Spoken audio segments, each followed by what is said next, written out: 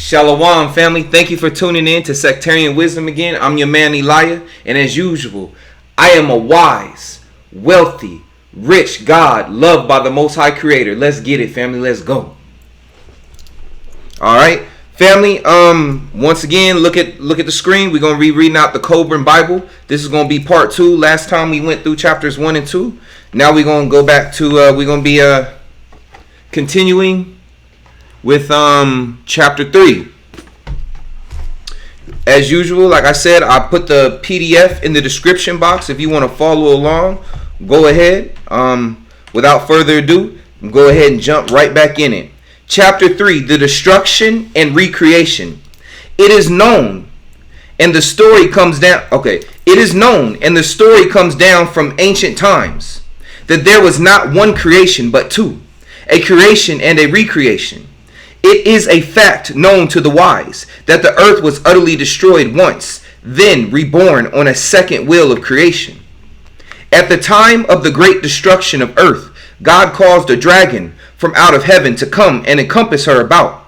The dragon was frightful to behold. It lashed its tail and breathed out fire and hot coals, and a great catastrophe was inflicted upon mankind. The body of the dragon was wreathed in a cold bright light, and beneath, on the belly, was a ruddy hued glow, while behind it trailed a flowing tail of smoke. It spewed out cinders and hot stones, and its breath was foul and stenchful, poisoning the nostrils of men. Its passage caused great thundering and lightning, to rend the thick darkened sky, all heaven and earth being made hot. The seas were loosed from their cradles, and rose up, pouring across the land. There was an awful shrilling trumpeting, which outpoured even the howling of the unleashed winds. Men stricken with terror went mad at the awful sight in the heavens. They were loosed from their senses, and dashed about crazed, not knowing what they did. The breath was sucked from their bodies, and they were burnt with a strange ash. See, this almost sounds like this is some of the stuff they're doing right now with the CERN and HARP and all that stuff. But hey, that's for another day. Keep going. Then it passed. You know what it almost sounds like too? It sounds like a nuclear bomb, because I know there are certain weapons that when they go off, and you know they've been talking about this, that in ancient times, like even in Sodom and Gomorrah, it might have been a nuclear bomb. But they're talking about in ancient times how they probably had nuclear bombs too.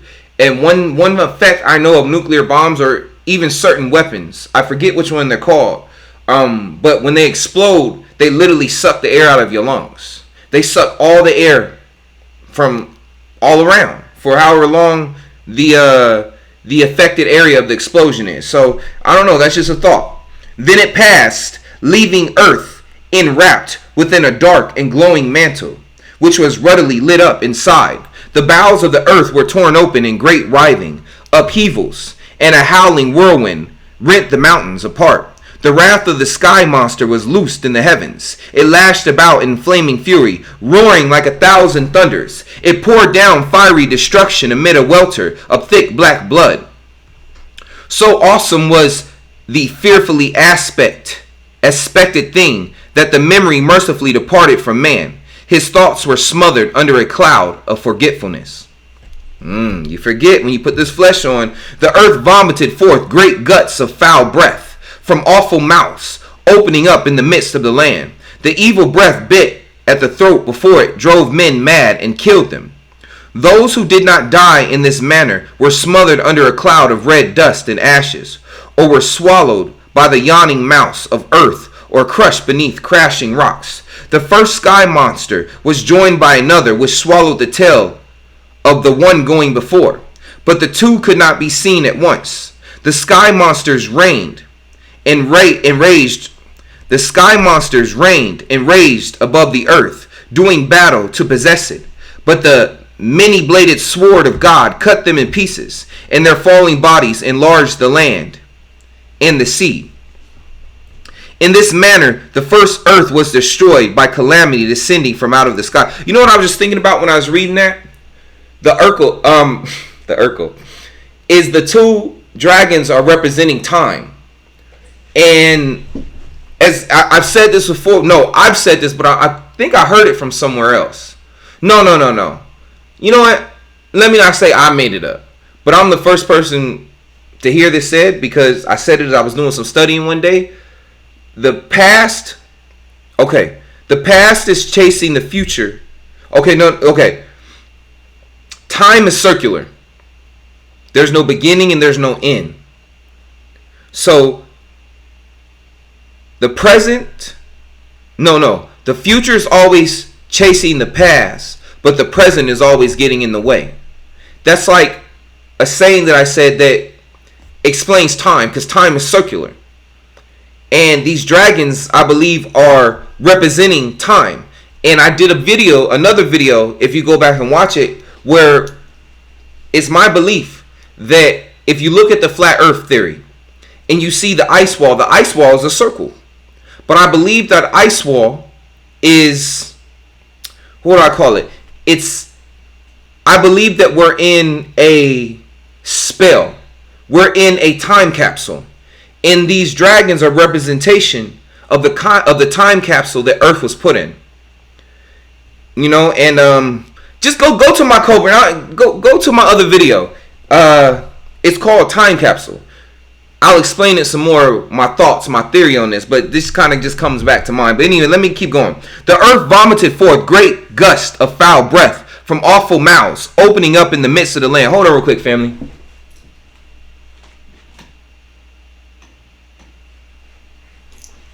Okay. The earth vomited forth great gusts of foul breath from awful mouths, opening up in the midst of the land. The evil breath bit at the throat before it drove men mad and killed them. Those who did not die in this manner were smothered under a cloud of red dust and ashes, or were swallowed by the yawning mouths of earth, or crushed beneath crashing rocks. The first sky monster was joined by another, which swallowed the tail of the one going before. But the two could not be seen at once. The sky monsters reigned and raged above the earth, doing battle to possess it. But the many-bladed sword of God cut them in pieces, and their falling bodies enlarged the land and the sea. In this manner, the first earth was destroyed.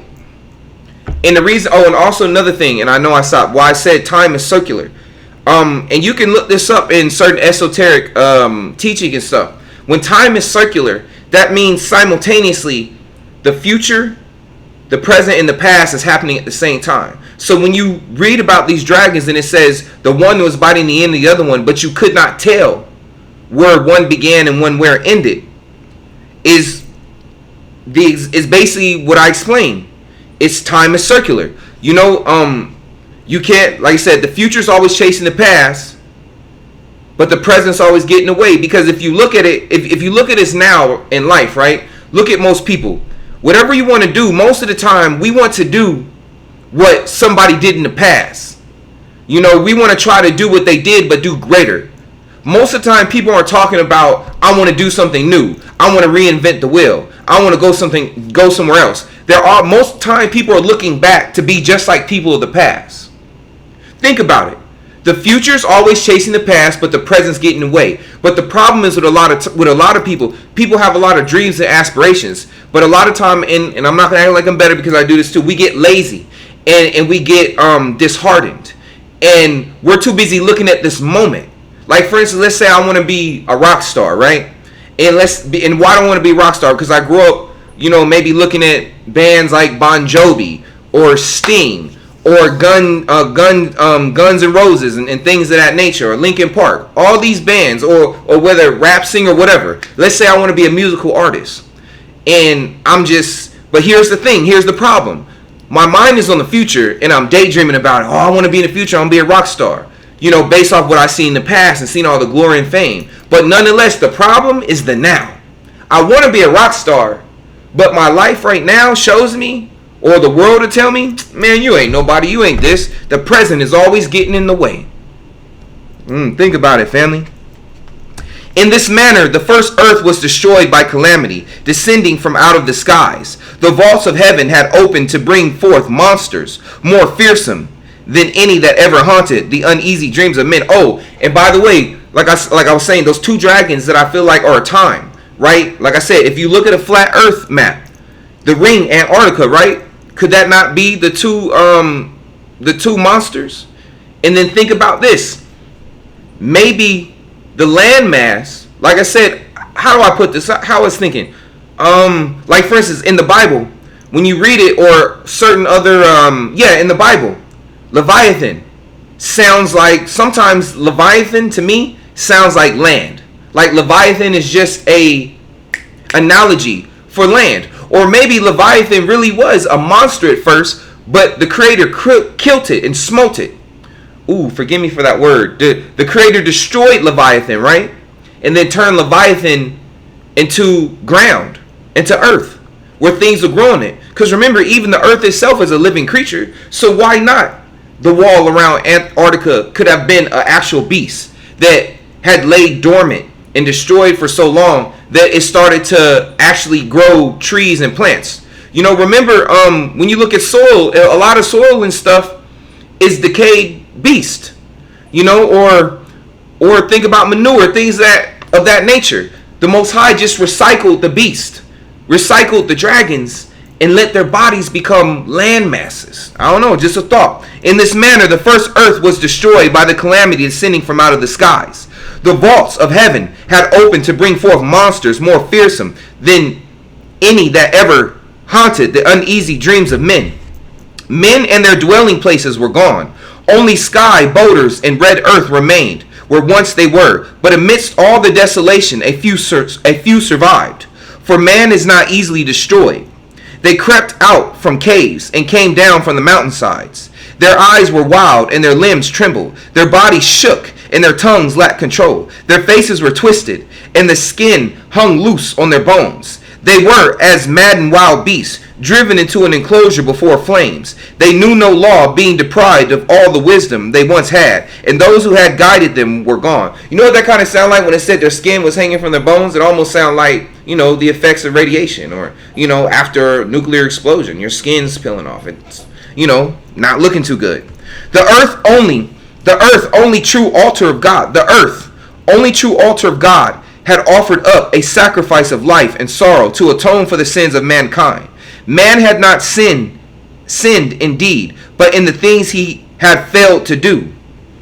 And man had not sinned except for in the things he had failed to do. In my earlier video, like when I spoke about if you delete yourself, it's a sin because remember it said that the first ape female gave up her child as a sacrifice to the Creator, to be used and possessed by the Spirit of the Creator. So if you take yourself out, you can no longer be used to do the will of the Creator. So like I said, it's not, I don't feel like you're not going to go to hell, but you think you're getting away, but you're just going to have to come back and do it over again and do the lesson all over again. So the sin is not living up to your potential. The sin is not walking. The sin is not moving forth in the blessings. The sin is not moving forth to be used as a vessel by the Most High Creator. Man suffers not only for what he does, but for what he fails to do. He is not chastised for making mistakes, but for failing to recognize and rectify them. In other words, if you don't go through, if you don't learn, if you don't go through the trial of life, you're not going to learn anything. You're not going to learn anything being stagnant. Which is why I said being rich isn't always a good thing, especially if it causes you to be lazy and sit there and do nothing. So you're not going to learn anything because you're going to be too comfortable to want to move forth and want to learn. And this, matter of fact, takes me back to the Bible. I forget the scripture, but it's about the man who built granaries. He built a bunch of granaries, and he said to himself one day, he said, you know what? I'm going to save up enough food so I don't never have to work again. And it says that the day the man saved up enough food and filled up his granaries, the Creator looked at him and said, you fool. And the Creator killed him right there on the spot. Because the Creator didn't create you to sit here in the lap of luxury and do nothing. You're here to do the will. You're here to take, especially for those who are the true children of the Most High, who are the high priest and priestess of the Most High. We're supposed to go out to the four corners of Terra Nova and carry the word of the Most High to the four corners. The earth's only true altar of God had offered up a sacrifice of life and sorrow to atone for the sins of mankind. Man had not sinned indeed, but in the things he had failed to do. Man suffers not only for what he does, but for what he fails to do. He is not chastised for making mistakes, but for failing to recognize and rectify them. Then the great canopy of dust and cloud which encompassed the earth, enshrouding it in heavy darkness, was pierced by ruddy light, and the canopy swept down in great cloudbursts and raging storm waters. Excuse me, family. Cool moon tears were shed for the distress of earth. Cool moon tears were shed for the distress of earth and the woes of men. When the light of the sun pierced the earth's shroud, bathing the land in its revitalizing glory, the earth again knew night and day, for there were now times of light and times of darkness. The smothering canopy rolled away, and the vaults of heaven became visible to man. The foul air was purified, and new air clothed the reborn earth, shielding her from the dark, hostile void of heaven. 1 second, family. I'm thinking about something. Just something came to me. Forgive me real quick. I'm thinking about something. Aha. Okay, got you. Oh, wait. Hold on. You know, many times. Look at me.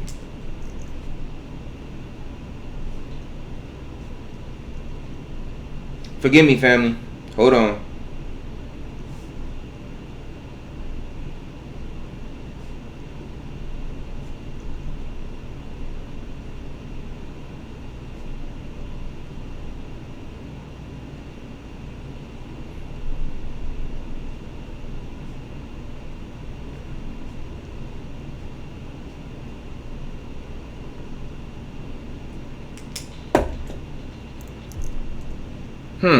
Okay. Here we go, family. The waters were purified. The sun shone upon land and sea, and life was renewed upon the face of the earth. Rain fell gently. Okay, hold on. Okay. The rainstorm ceased to beat upon the faces of the land, and the waters stilled their turmoil. Earthquakes no longer tore the earth open, nor was it burned and buried by hot rocks. The land masses were reestablished in stability and solidity, standing firm in the midst of the surrounding waters. The oceans fell back to their assigned places, and the land stood steady upon its foundation. The sun shone upon the land and sea, and life was renewed upon the face of the earth. Rain fell gently once more, and clouds of fleece floated across the day skies. The waters were purified. The sediments sank, and life increased in abundance. Life was renewed, but it was different. Man survived, but he was not the same. The sun was not as it had been, and the moon had been taken away. Man stood in the midst of a renewal and regeneration. He looked up into the heavens above in fear for the awful powers of destruction lurking there. Henceforth, the placid skies would hold a terrifying secret. Man found the new earth firm and the heavens fixed. He rejoiced but also feared, for he lived in dread that the heavens would again bring forth monsters and crash about him. When men came forth from their hiding places and refuges, the world their fathers had known was gone forever. The face of the land was changed, and earth was littered with rocks and stones, which had fallen when the structure of heaven collapsed. One generation groped in the desolation and gloom, and as the thick darkness was dispelled, its children believed they were witnessing a new creation. Time passed, memory dimmed, and the record of events was no longer clear. Generations followed generation, and as the ages unfolded, new tongues and new tales replaced the old. Chapter 4, the affliction of God. I'm on chapter 4 now, family. This comes from the This comes from the scroll of Kerobal Pachtherman. This comes from the scroll of Kerobal Pachtherman, who wrote, "The forebears of all nations of man were once one people, and they were the elect of God, who delivered all the earth over to them. All the people, the beast." Hold on, let me read this again real quick, family. This comes from the scroll of the Kerobal Pachtherman, who wrote, "The forebears of all the nations of man were once one people, and they were the elect of God, who delivered all the earth over to them. All the people and the beast of the field, the creatures of the wasteland, and the things that grow, they dwelt through long ages in lands of peace and plenty. There were some who struggled harder were more disciplined because their forefathers had crossed the great dark void. Their desires were turned Godward, and they were called the children of God. Hold on, let me read this again. There were some who struggled harder, were more disciplined because their forefathers had crossed the great dark void. Their desires were turned Godward, and they were called the children of God. I need to write something down. Sorry, family. Kolbrin. I'm doing another video, and I need these notes right here. Page 14.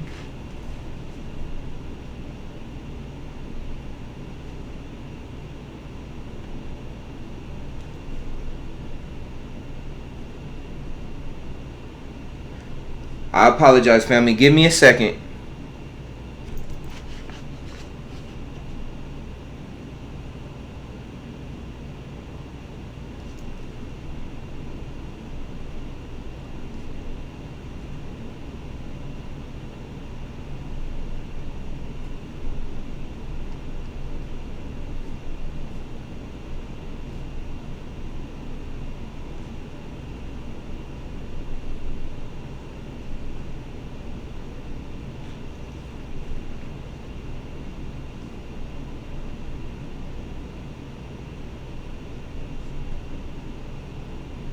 Almost done, family.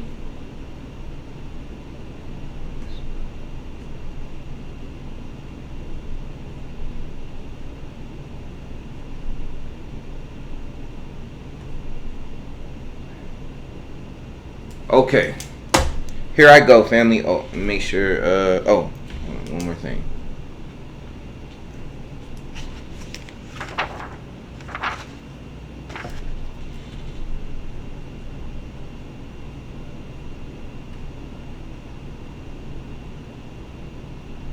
Alright, okay, I'm back.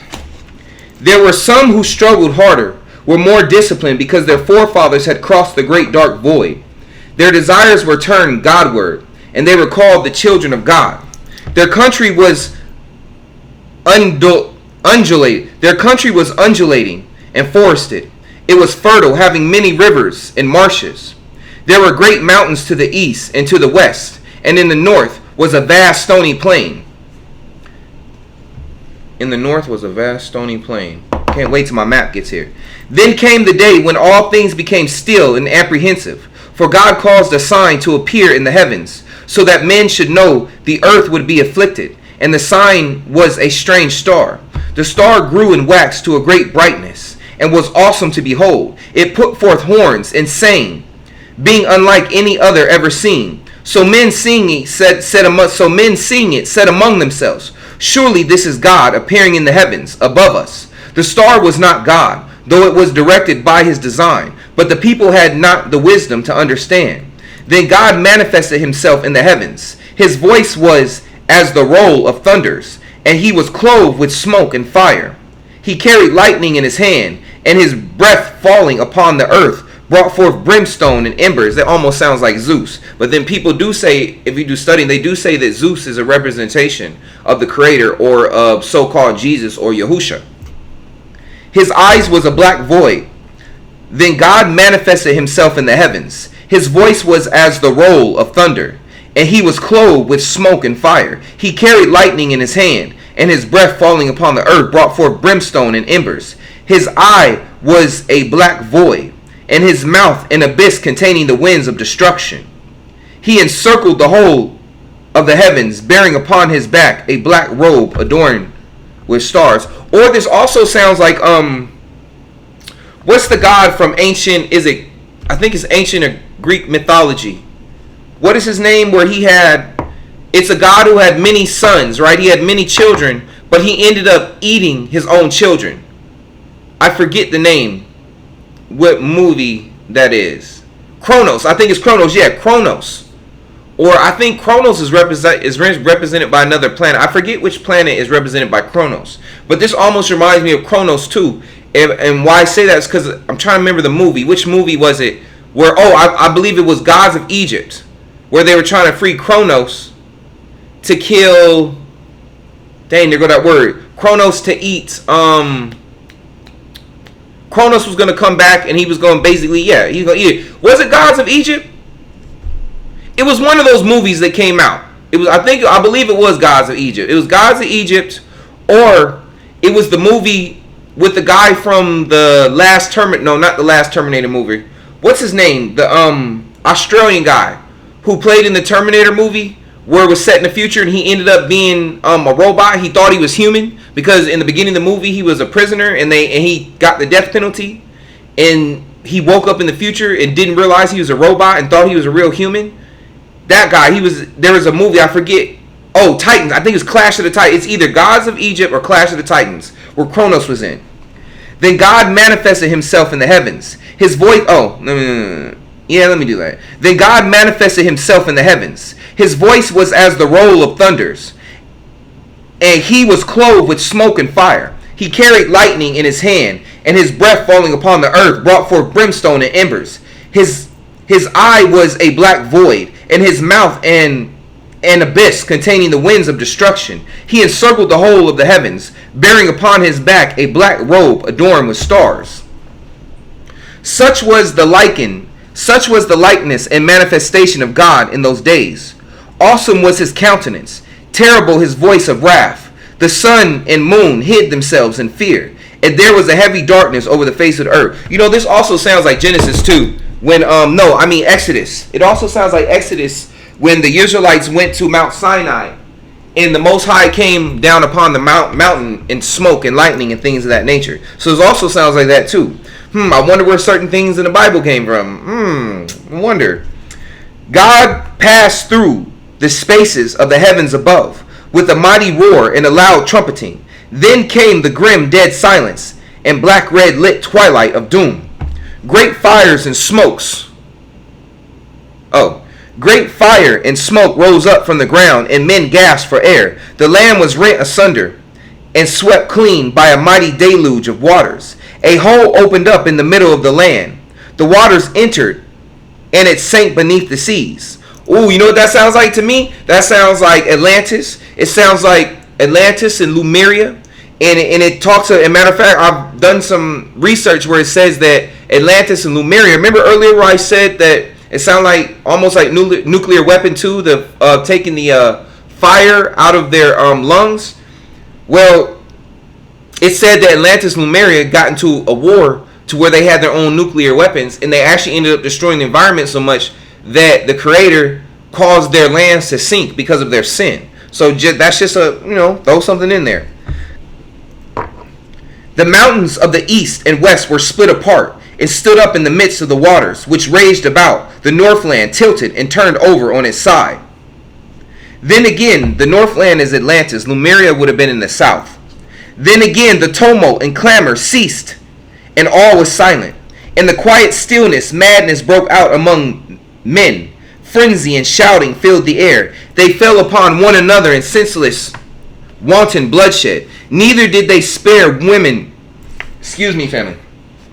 Neither did they spare women or children, for they knew not what they did. They ran unseen, dashing themselves to destruction. They fled to caves and were buried, and taking refuge in trees, they were hung. There was rape, murder, and violence of every kind. Ooh, there was rape, murder, and violence of every kind. The deluge of water swept back, and the land was purged clean. Rain beat down unceasingly, and there were great winds. The surging waters overwhelmed the land, and man, his flocks, and his gardens, and all his works ceased to exist. Some of the people were saved upon the mountainsides, and upon the flotsam.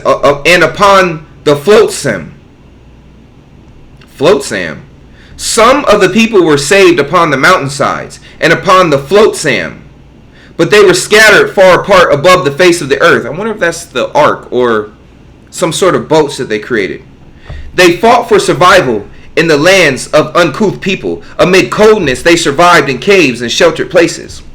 The land of little people and the land of giants, the land of necklace ones and the land of marshes and mists, the land of the east and west were all undulated. The mountain land and the lands of the south were there, where there is gold, and great beasts were not covered by the waters. This almost sounds like the story of Atlantis in Lemuria as well. because it says that not all of the Atlanteans and Lemurians died from the flood. That actually before they found out hundreds or 1,000 years before the land was going to sink, so it gave them time to leave and get ready. So it says that they actually started spreading out to all the other different continents that we see today on the earth. And so yeah, men were distracted and in despair. They rejected the unseen God behind all things for something which they had seen and known by its manifestation. They were less than children in those days and could not know that God had afflicted the earth in understanding, and not willfully for the sake of man and the correction of his ways. The earth is not for the pleasure of man, but is a place of instruction for his soul.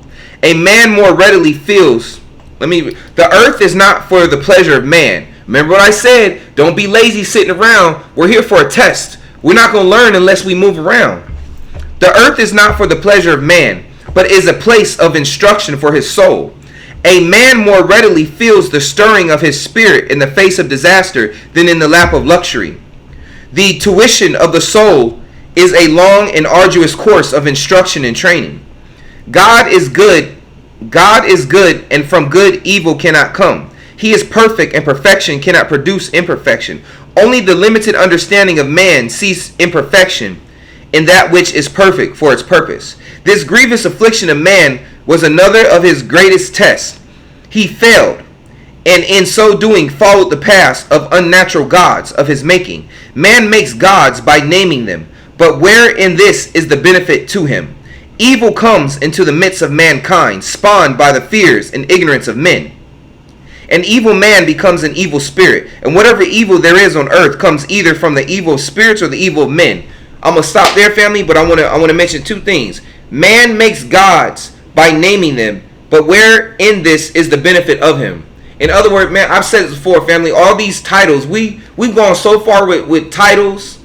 We put titles on everything. Everything has to have a name for it. And honestly, in my opinion, in a lot of ways, it's detrimental. Which is why I have to tell people, when you look at Yahushua or Jesus, whatever you want to call him, take that title of the Christ off him. It's not to say take away his accolades or not believe in him or this and that. But sometimes you have to take away the title. Stop looking at him as such this great big being and just look at him as a man for a second and listen to his words so you can learn. That's like sometimes you have that issue with people having relationships where sometimes one partner relationship might be like, I don't want to be with you because I feel like you idolize me too much. You look at me too much as something I'm greater than I am.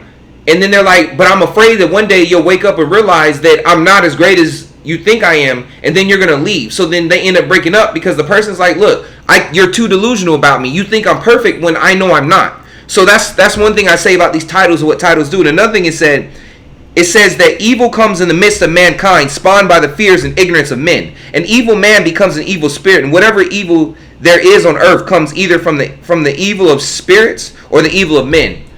I want to say this, family, and I didn't think about it because, like I said, I read this a minute ago. I read it once some months ago, and I haven't been back to it once, and I was probably rushing over as I read it, and then I've learned new things since then. Do some studying on the words devil, Satan, and Lucifer, and you might be surprised about what you find. That Satan and the devil are not one and the same with Lucifer. Lucifer is a totally different being from Satan and the devil.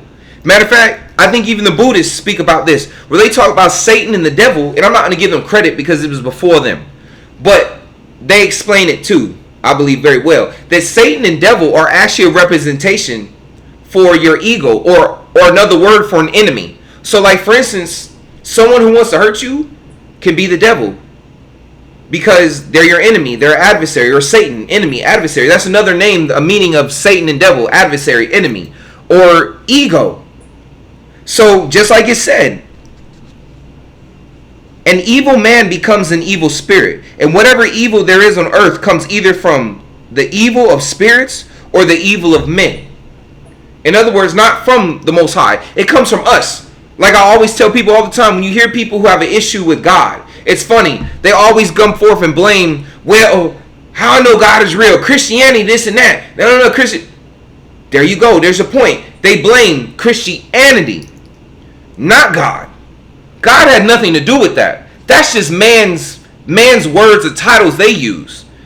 So they're getting mad at God while at the same time sitting there saying Christianity, that has nothing to do with God. And that's how a lot of times I know people never read the Bible. The Bible has nothing to do with Christianity. Christianity just took somebody else's writings and said, oh, this is ours. Because they saw the power that was in it. That's all. So stop blaming God and blame the organization.